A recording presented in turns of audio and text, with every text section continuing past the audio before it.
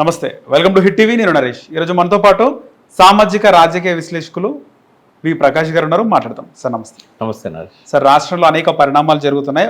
ఒక ఇష్యూ తెరపైకి వచ్చాడు, ఇంకో ఇష్యూ కనుమరుగైతుంది. ఒక సెన్సేషన్ ఇష్యూ అంటే కేంద్ర మంత్రి బండి సంజయ్ కుమారుడు బండి భగీరథ్ ఇష్యూ సార్. బండి భగీరథ్ ఇంకా అండర్ గ్రౌండ్లో దొరకట్లేదని పోలీసులు చెప్తున్నారు. ఏం చెప్తారు? బండి సంజయ్ ఆయనను బర్తరఫ్ చేయాల మోడీ అని ఒకవైపు, బండి సంజయ్ రాజీనామా చేయాల కేంద్ర మంత్రి పదవికని మరోవైపు, బండి భగీరథ్ చేసిన తప్పుకి బండి సంజయ్ ఎంతవరకు బాధ్యులు అవుతారు? అంటే ఇప్పుడు బండి భగీరథ్ తప్పు చేశాడా లేదా అనేది కోర్టు చెప్పాలి.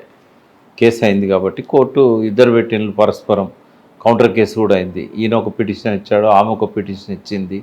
అంటే నేను ఒక అడ్వకేట్గా చట్టం ముందు ఎవరినైనా కేసు పెట్టచ్చు, కానీ దోషిగా నిర్ధారణ అయ్యేదాకా మనం దోషులుగా అభిప్రాయపడాల్సిన అవసరం లేదు, తేల్చాల్సిన అవసరం కూడా లేదు.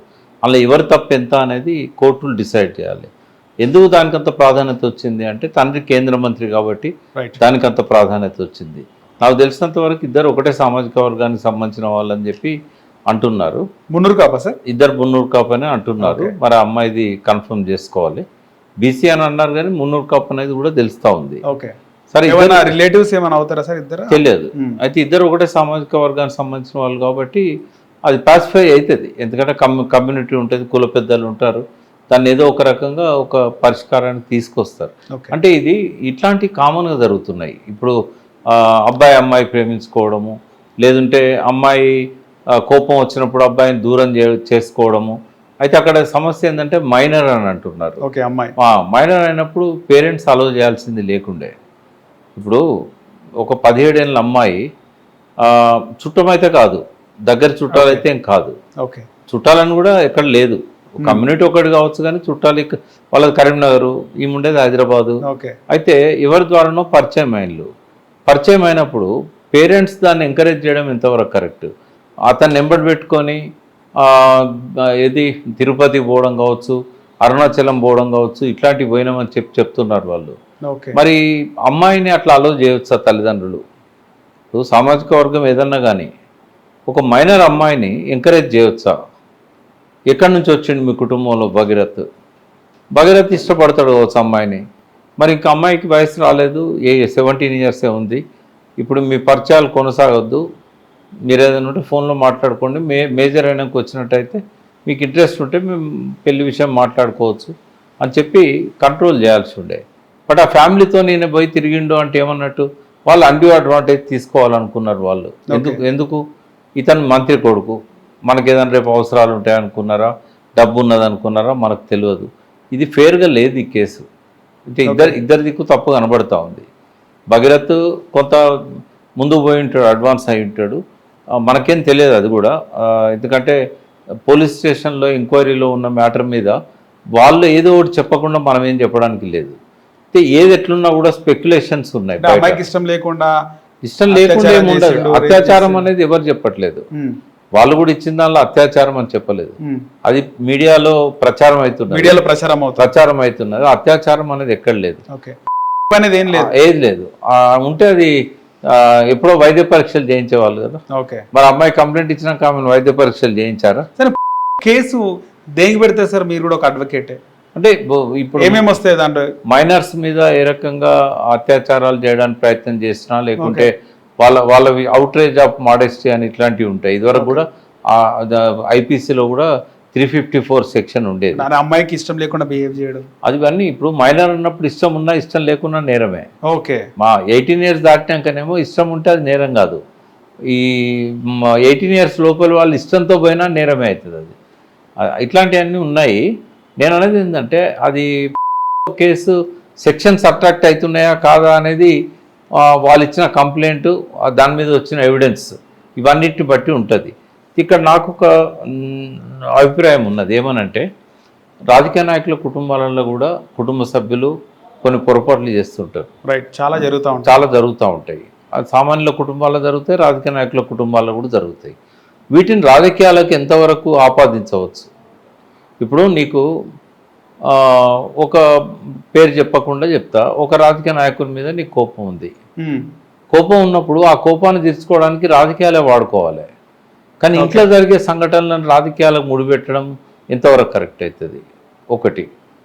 రాజకీయ నాయకుడు ఇట్లాంటి సమస్యలు వచ్చినప్పుడు కులాన్ని వాడుకోవడం కూడా కరెక్ట్ కాదు. ఓకే, ఈ రెండు జరుగుతున్నాయి. కులం ఎక్కువ జరుగుతుంది కదా సార్. ఇంకా అంటే నేను అనేది రాజకీయ నాయకుడు ఈ సమస్యను పరిష్కరించే క్రమంలో కులాన్ని ఎక్కడ వాడుకోవాలి? ఇద్దరు ఒకటే కులపులు అయినప్పుడు మరి పెళ్లి కోసమో లేకుంటే వాళ్ళ మధ్య ఒక పరిష్కారం చేయడానికో ఆ కులాన్ని ఉపయోగించుకోవాలి. కానీ కులాన్ని తీసుకొచ్చి రాజకీయాల్లో పెట్టడం కానీ, రాజకీయాలను కులానికి ఆపాదించడం కానీ ఇట్లాంటివి ఏవి కూడా వాంఛనీయం కాదు. రెండవది ఏంటంటే కుటుంబంలో ఎవరైనా తప్పు చేసినప్పుడు, ఏ కుటుంబంలో అయినా తప్పులు జరుగుతూ ఉంటాయి. జరిగినప్పుడు వాటిని బర్తరఫ్ చేసేదాకా డిమాండ్ చేయడం అనేది ఎట్లా కరెక్ట్ అవుతుంది? అంటే ఇది చర్చ జరగాలి దీని మీద. నేనేమంటున్నా అంటే ఇవాళ ఒక పార్టీ బర్తరఫ్ చేయమనొచ్చు, లేకపోతే రేపు ఇంకో పార్టీ బర్తరఫ్ చేయాల్సిన అవసరం లేదు, అది పిల్లలు చేస్తే తప్పు అని అనొచ్చు. నేను దీని మీద ఎవరిని తప్పుపడతలేను, చర్చ జరగాలంటున్నా. ఇప్పుడు మనకున్నది ఇద్దరు మంత్రులు, ఒక మంత్రిని మనం బర్తరఫ్ చేయడానికి ఈ కారణం సరిపోతుందా? ఇది వ్యాలిడ్ రీజనా? తప్పులు తెలిసి జరిగాయి. ఒక్కోసారి ఏంటంటే ఆ ఆవేశంలో ఎమోషన్స్లో తప్పులు జరుగుతూ ఉంటాయి. దానికి మంత్రికి ఏం సంబంధం? పిల్లల పెంపకంలో లోటు ఉన్నదా అంటే అందరి పెంపకాలలో లోటు ఉంటుంది. ఎందుకంటే ఇవాళ రేపు పిల్లల గురించి పట్టించుకునే రాజకీయ నాయకుడు లేడు, వ్యాపారవేత్త లేడు. ఎవరో టీచర్సో లేకుంటే ఇంట్లో ఎక్కువ టైం స్పెండ్ చేసే పేరెంట్స్ ఉంటే తప్ప పిల్లల్ని పట్టించుకోవట్లేదు. 90% పిల్లల్ని పట్టించుకోవట్లేదు. ఏమన్నంటే వాళ్ళు పొద్దున వాళ్ళని రెడీ చేసి స్కూల్కి పంపుతారు, వాళ్ళు మళ్ళీ సాయంత్రం వచ్చినాక వాళ్ళతో కాసేపు చదివించి ఆడిచ్చి పడుకోబెడతారు. ఇంత మించి పిల్లల టాలెంట్ సెట్ చేయడం కానీ, పిల్లలకు స్కూల్లో ఏం చెప్తున్నారు, పిల్లలకు స్కూల్లో ఎవరు కలుస్తున్నారు, వాడు ఇవి తింటున్నాడా, డ్రగ్స్ ఏమన్నా అలవాటు అవుతున్నాడా, లేకుంటే వాడు సెల్ ఫోన్లో ఏమన్నా అడ్డమైనవి చూస్తున్నాడా, ఏది అసలు నియంత్రణ లేదు, నిఘా లేదు. పిల్లల పెంపకంలో ప్రతి ఒక్కరం తప్పు చేస్తున్నాం. మరి అటువంటిప్పుడు వాళ్ళు చేసే తప్పులకు తల్లిదండ్రులను నేరుగా బాధ్యులను చేయడం అనేది కొంత ఉంటుంది. సామాజిక బాధ్యత, కుటుంబ బాధ్యత కొంత ఉంటుంది. ఇటు రాజకీయాలు వెళ్ళినప్పుడు పిల్లల్ని కూడా పట్టించుకోవాలి. సరే, ఒకటి రెండు తప్పులు చేసినప్పుడే కంట్రోల్ చేస్తుంటే ఇంత దూరం రాకపోయేదేమో అని అనిపిస్తుంది. ఇదివరకు కూడా ఆయన మీద ఆరోపణలు వచ్చాయి. ఏది మహేంద్ర యూనివర్సిటీలో ఏదో పిల్లలు కొట్టుకున్నారని, పిల్లలన్నప్పుడు కొట్టుకోరా అని చెప్పి సంజయ్ చెప్పడం అనేది. అంటే ఆ టైంలోనే పిల్లాడి ప్రవర్తన మీద కొంత నిఘా పెట్టి కొంత కంట్రోల్ చేసుకోగలిగి ఉంటే ఇంత దూరం రాకపోయేది. ఇది ఎంతవరకు తప్పనేది నేను నిర్ధారిస్తలేను, కానీ పిల్లల వ్యవహారంలో తల్లిదండ్రులకు ఆపాదించడం అనేది, అందులో ఒక మంత్రి పదవిలో ఉన్న వ్యక్తి మీద ఇదొకటి చర్చ జరగాల్సిన అవసరం అయితే ఉన్నది. ఎందుకంటే ఇవాళ బండి సంజయ్ మీద పెట్టారు, రేపు ఇంకొక పార్టీ నాయకుడి మీద కూడా ఇట్లాంటి ఆరోపణలే రావచ్చు. ఆరోపణలు నిజాలు ఉంటేనే ఆరోపణలు వస్తాయని కాదు, నిజాలు లేకపోయినా కూడా ఆరోపణలు రావచ్చు కావాలని బ్లేమ్ చేయడానికి. ఓకే, ఇంకోటి రాజకీయాలలో ఏది అసాధ్యం కాదు. చాలామంది ఆర్టిస్టులు ఉంటారు, ఆర్టిస్టులతో కూడా కంప్లైంట్లు ఫైల్ చేయించవచ్చు. అసలే హైదరాబాద్ అనేది పెద్ద సినిమా ఫీల్డ్. ఇక్కడ దేశంలో ఎన్ని సినిమాలు తయారైతే ఒక హైదరాబాద్ జరుగుతాయి. అదే ఇప్పుడు ఇక్కడ ఒక లక్ష్మణ రేఖ అనేది ఉండాలి. ఏ తప్పులను మనం రాజకీయ నాయకులకు ఆపాదించవచ్చు, ఏవో ఆపాదించకూడదు. ఇప్పుడు నీకు పొలిటికల్గా రాజకీయ నాయకుల పైన విమర్శ ఉన్నప్పుడు రాజకీయాలతోనే ఎదుర్కోవాలి, కుటుంబ సమస్యలతోనే ఎదుర్కోవద్దు. ఇట్లాంటి సమస్యలు అన్నిటి మీద చర్చ జరగాలి. పక్కదారి పడుతున్నదని అనిపిస్తూ ఉన్నది నాకు. అందుకే మీతో నేను 4 మాటలు షేర్ చేసుకోవాలను. రైట్. గతంలో మనం చూసినాం కె కేశవరావు గారు, ఆయన పిసిసి అధ్యక్షులుగా ఉన్నప్పుడు ఆయన కుమారుడు ఏదో కాలపుల కేసులో ఆ ఇష్యూ జరిగినప్పుడు రాజశేఖర రెడ్డి టైంలో వెంటనే పదవికి రాజీనామా చేయడం జరిగింది. డిమాండ్లు వచ్చినాయి, రాజీనామా కూడా చేశారు. అంటే ఇక్కడ కేంద్ర మంత్రిగా ఉన్నాడు, ఒక బాధ్యతాయుతమైన పదవిలో ఉండి కుటుంబాన్ని ఇంట్లో కొడుకునే కంట్రోల్లో పెట్టలేకపోయినావు, రాష్ట్రాన్ని దేశాన్ని ఏ విధంగా పెడతామని పెట్టడం సాధ్యం కాదు. ఎందుకంటే రాజకీయ నాయకులు బయట పొద్దున వెళ్ళినంటే రాత్రి ఎప్పుడు లేట్ నైట్ వస్తారు. రైట్. ఇప్పుడు వాళ్ళని అట్లా అనడం కూడా కరెక్ట్ కాదు. ఎందుకంటే వాళ్ళు బయట విషయాలను పట్టించుకోవాలన్నా, మరి ఇంట్లో విషయాలే పట్టించుకోవాలన్నా. ఇంట్లో అప్పుడప్పుడు ఏంటంటే వాళ్ళకు భార్యతోని పిల్లలతోని కూర్చొని భోజనం చేసే సమయమే దొరకదు. మనం కేటీఆర్ గారిని చూస్తాం, హరీష్ రావుని చూస్తాం, ఎప్పుడు వాళ్ళు ప్రజల మధ్యలోనే ఉంటారు. రాత్రి పడుకునే ముందు కూడా 10 మంది ఉంటారు ఇంటి ముందట, బెడ్రూమ్లో పోయే ముందు కూడా 10 మంది రూమ్లో వెయిట్ చేస్తూ ఉంటారు. వాళ్ళకి ఆ రెస్ట్ ఎక్కడ దొరుకుతుంది, ఆ అవకాశం ఎక్కడ దొరుకుతుంది? అందరిలాగానే వాళ్ళు స్కూల్కి పంపుతారు పిల్లల్ని, తల్లి కొంత కాన్సన్ట్రేట్ చేస్తుంది కానీ తండ్రికి అవకాశం లేదు. పిల్లలు వాళ్ళ తల్లితో షేర్ చేసుకోరు, తండ్రితో కూడా షేర్ చేసుకోరు. ఇవాళ సెల్ ఫోన్ కల్చర్ వచ్చింది, రైట్. వాళ్ళ ప్రపంచమే వాళ్ళ చేతుల్లో ఉన్నది, వాళ్ళు ఎటుపోతుందో తెలుస్తలేదు. ఇప్పుడు అలా సైన్స్ అండ్ టెక్నాలజీతో పాటుగా ఈ మన మానసిక పరివర్తనను తప్పుదారి పట్టించేటి చాలా వస్తుంటాయి ఫోన్లలో. వాళ్ళు ఎటు కొట్టుకపోతుండ్రో ఎవరు గ్రహిస్తారు చెప్పండి, వాళ్ళ మనసు ఎటు తీసుకెళ్తుందో వాళ్ళని. అందుకే నేను అంటున్నా, ఇవాళ నిఘా అనేది సెల్ఫ్గా ఎవరికి వాళ్ళు కొన్ని నియమాలు పెట్టుకొని ఆ కంట్రోల్లో ఉండాలి తప్ప తప్పులు చేయకుండా ఉండడం అనేది ఈ రోజుల్లో కొద్దిగా కష్టమే. ఎందుకంటే వాళ్ళ తప్పుదారి పట్టించేటి ఎక్కువగా ఉన్నాయి, కరెక్ట్ దారిలో పెట్టేటి తక్కువగా ఉన్నాయి. డిసిప్లిన్ అనేది లేకుండా పోతూ ఉన్నది. ప్రభుత్వాలు కూడా కొన్ని నియంత్రించడంలో ఫెయిల్ అవుతూ ఉన్నాయి. సెల్ ఫోన్లలో ఏం రావాలనేది ప్రభుత్వం నియంత్రించవచ్చు కదా. చైనాలు ఎందుకు రావు ఇవన్నీ? క్రైమ్ కానీ కానీ ఇటువంటివన్నీ చైనాలు రావు కదా. మరి చైనా వాడు గూగుల్ని నియంత్రించాడు, వాడు సొంతంగా వాడు ఛానల్స్ డెవలప్ చేసుకున్నాడు. మనం నియంత్రించవచ్చు, మొత్తాన్ని ఆపలేము, రైట్, కొన్నింటిని ఆపగలుగుతాం. ఇవన్నీ మన ఇంటికి వచ్చేసరికి అది అయ్యో ఇంత పెద్ద సమస్య. బండి సంజయ్కి కేంద్ర మంత్రిగా ఉన్న బండి సంజయ్ మోడీ వచ్చే టైంకే కావాలన్న కేసు హైలైట్ అయిందా సార్?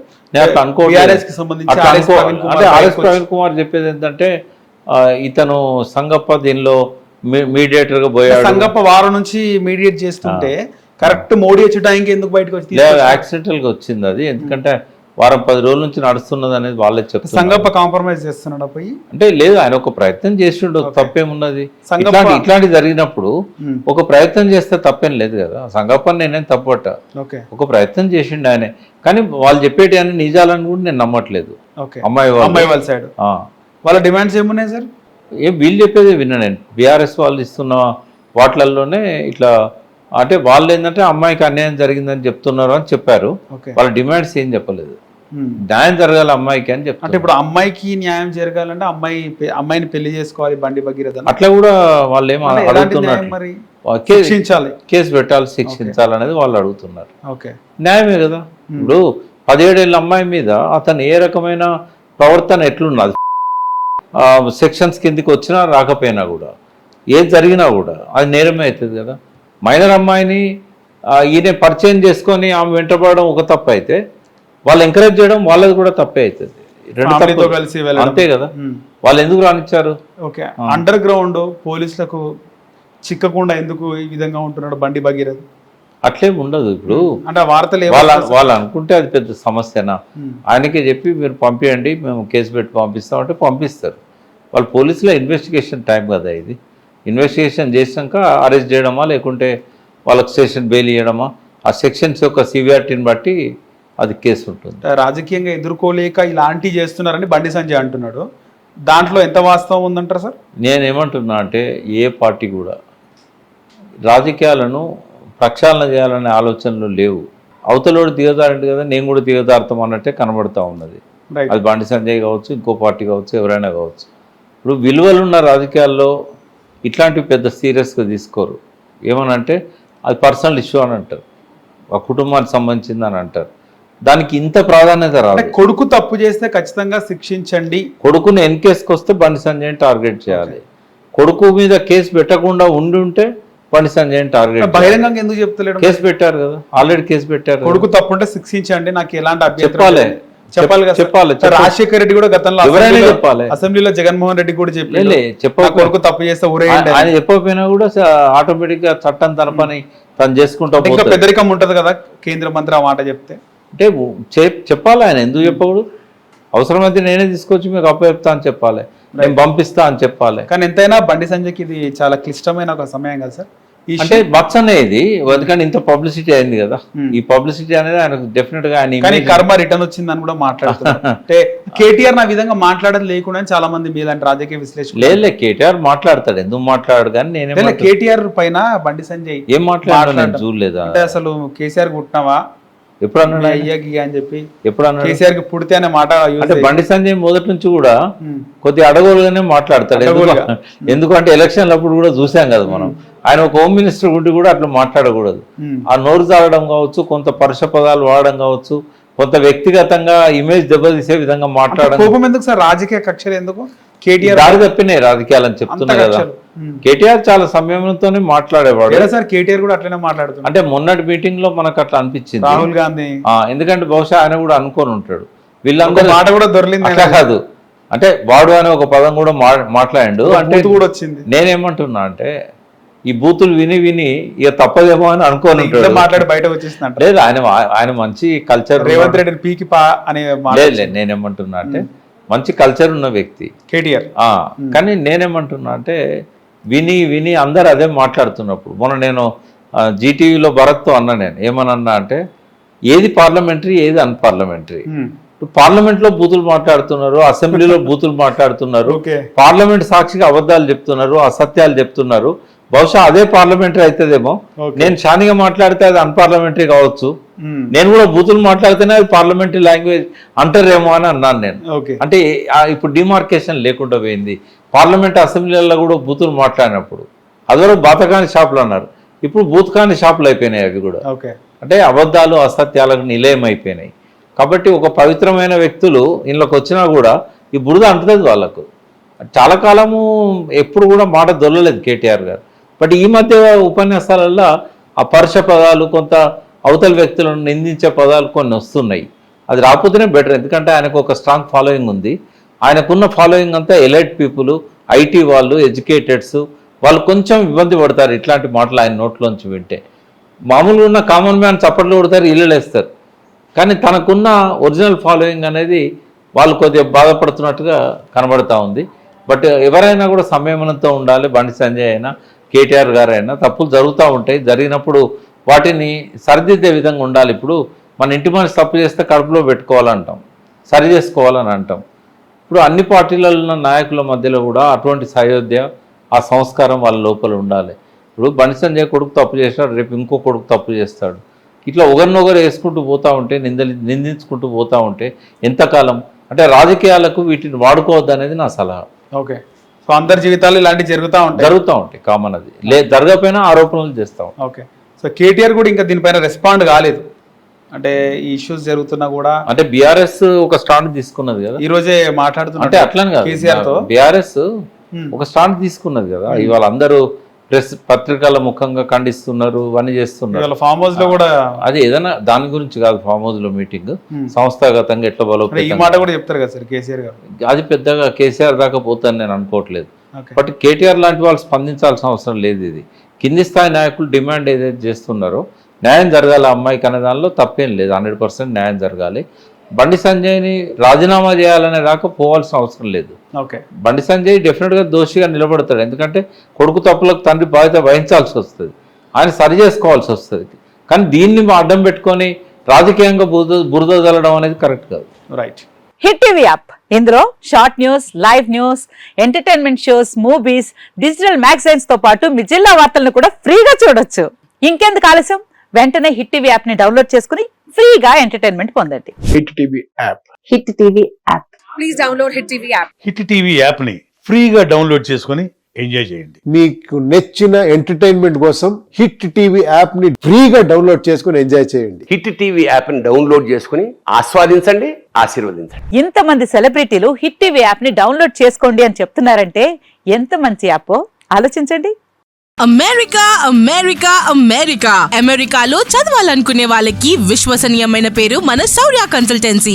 UK లో 1 year masters, UK లో 1 year masters, 2 years work permit up to 5 years visa. Contact Saurya Consultancy.